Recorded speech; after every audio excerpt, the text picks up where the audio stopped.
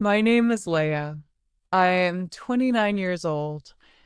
I live in a small town called Harbor Hill, close to the sea. From the outside, my life looks very quiet. I live in a small rented room. I work in a bakery. I ride an old bicycle every day. To people who pass me on the street, I may look like just another young woman living a simple life. But my heart is full of stories. Stories of love, loss, and hope. Stories that I never tell anyone. Stories that I carry inside like heavy stones. I was not always alone. Some years ago, I lived in the big city with my parents. I studied art at college. I loved painting flowers, birds, and the open sky. My dream was clear. I wanted to open a little art studio. I wanted to hang my paintings on the walls and share colors with the world. When I painted, I felt free. When I painted, I felt alive. But life changed too quickly. When I was 22 years old, my father became very sick. He was a hard-working man.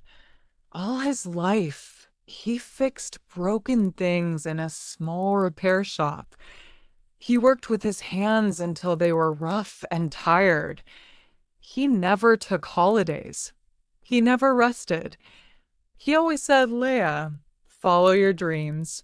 Paint the world for me. I want to see it through your colors. I promised him I would. But when he got sick, everything changed. I left my college. I stayed home to help my mother. We sold many of our things to pay the hospital bills. I watched my strong father become weak. I held his hand when he could not speak anymore.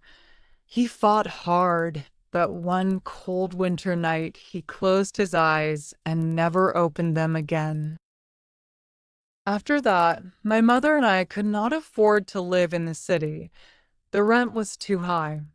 We left the city behind and moved to Harbor Hill, a small town near the sea. Life there was quieter, but also lonelier. I worked many small jobs, cleaning houses, working at the bakery, helping old people with their shopping. I tried to keep us alive. But my mother never recovered from losing my father. She missed him every single day.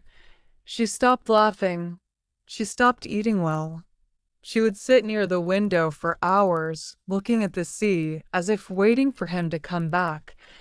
One rainy night, she went to bed and did not wake up again.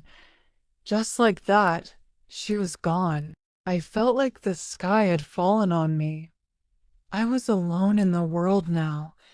No father, no mother, no family. I had no money.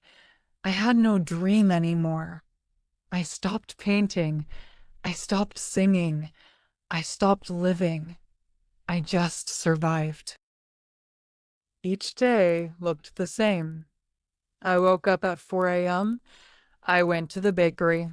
I baked bread, cakes, and tea for customers. I smiled at them. I said, "Good morning. Have a nice day."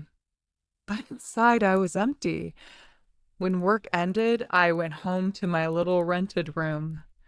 I made a cup of tea, sat by the small window, and watched the sea. I whispered to the sea, "Why me?" But the sea never answered. One evening, when I was closing the bakery, a man came in. He looked tired. He looked lost. He asked softly, "Is it too late for coffee?" I almost said, "Sorry, we are closed," but something in his eyes stopped me. I said instead, "Come in, sit down." His name was Eli. He was new in town. He worked as a fisherman. He had come from a big city too, but he left it behind because he wanted peace. He told me city lights are bright, but they don't warm the heart. I liked that line. It stayed in my mind. Eli came back the next evening, and the next. Sometimes he bought bread, sometimes just tea. He always sat at the same table in the corner. Slowly, we started talking. At first, it was about small things, the weather, the sea, the taste of the bread. But later, our words grew deeper. We talked about dreams. We talked about music. We talked about the world. One evening, he asked me, Leah, what did you dream of before? I felt my throat tighten.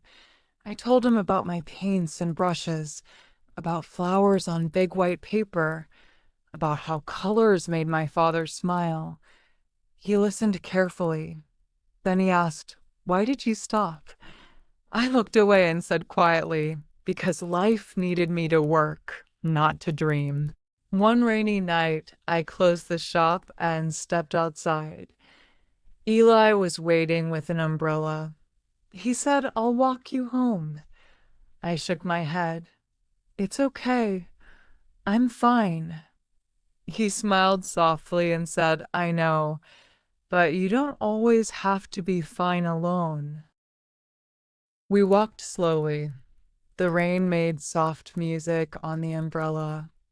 The street was empty, only the two of us and the sound of our steps. When we reached my small house, he stopped and said, Leah, you're like a lighthouse. Even when you feel empty, you give light to others. I didn't know what to say. My eyes filled with tears, but I turned away so he could not see. The next week, something unexpected happened. When I came home from work, I found something on my doorstep, an old wooden box. Inside were paints and brushes. There was also a small note for your flowers, your birds, your sky. Paint again. Eli. I sat on the floor and cried. I cried for my father. I cried for my mother. I cried for all the dreams I had lost.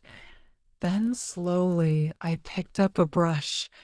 My hand was shaking. I touched the blue paint. I placed it on white paper. The picture was not perfect, but it was alive. For the first time in years, I was painting again. Every evening after that, Eli came by. Sometimes he brought bread, sometimes fish from the sea. He never asked for anything. He just sat quietly while I painted. He told me about his life, too. How he grew up with a father who was never proud of him. How he always felt small in a big world. How the sea gave him peace. One evening, he looked at me with soft eyes. Leah, you saved me too. I was lost when I came here, but I found you and now I feel at home. My heart opened, but I was scared. I said, Eli, I am still broken. My heart has cracks. He touched my hand and whispered, It's okay, Leah. Light comes in through the cracks. Spring arrived. My little room was now full of new paintings, yellow flowers, green fields, blue birds. My dream was breathing again. One day, Eli showed me a small empty shop in town. This can be your studio, he said. I laughed. I have no money for rent, but he smiled. We will do it together. I'll fix the walls, paint the door, make it bright. You bring your flowers inside. So we did. We worked side by side. We painted the walls white. We cleaned old shelves.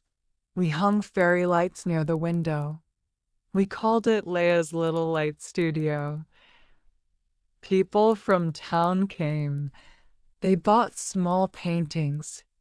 They asked me to teach their children. My dream had come back to life. One night, we sat on the floor of my studio. The candles glowed. The room was quiet. Eli looked at me and said, "Leia, I know you still miss your parents. I know you carry pain. But look at you now. You are alive. You are strong. You are love." My heart filled. I whispered, "Thank you, Eli, for finding me." He kissed me gently. It was not fireworks.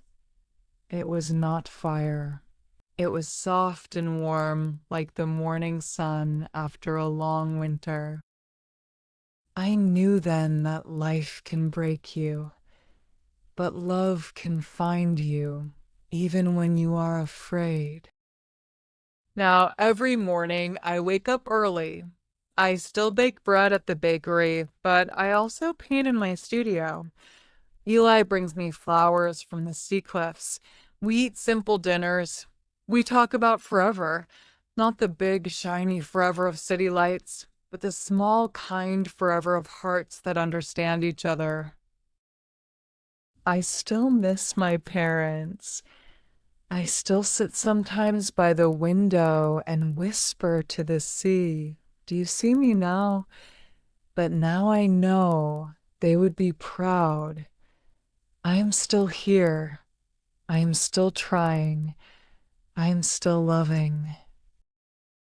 So if your heart feels broken, please remember, one day the light will come back. Maybe slow, maybe soft, but it will come. And when it does, let it in. Thank you for listening to my story. If you feel alone, remember your story is not over yet. Don't forget to like, share, and subscribe for more inspiring stories.